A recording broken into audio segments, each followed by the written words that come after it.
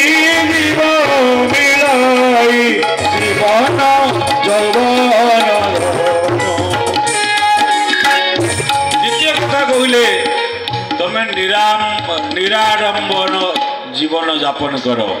साधु माने गोटे रंग गोटे वस्त्र सदा सर्वदा आरंभ शेष पर्यंत परिवर्तन न थाए किंतु आमे भली भली रंग बिरंगर अनेक वस्त्र सजाई साइड रखी था गोटे बोटाए मथर कहता कि बाबा कोरोना जदि मु मरीजी भारी दुख हम मो 80टा शाढ़ी रखी नुआ शाढ़ी मु पिंधिनी ताको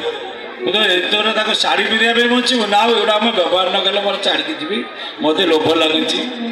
तेणु निराडंबर जीवन यापन कले तुमको समय यथेष्ट मिल विलासी हो ना अनासक्त भाव कर्म कर तृतीय कथा कहते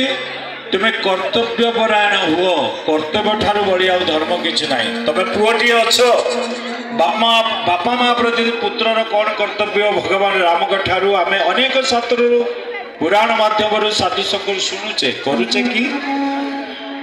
एवं पुत्र प्रति पितामाता दायित्व कौन अच्छी स्वामी प्रति स्त्रीर स्वामी प्रति एवं स्वामीर स्त्री प्रति गुरु शिष्य प्रति शिष्यर गुरु प्रति ये समाज प्रति आमर जो जो कर्तव्य अच्छी कर्तव्य परायण हवा सब कर्म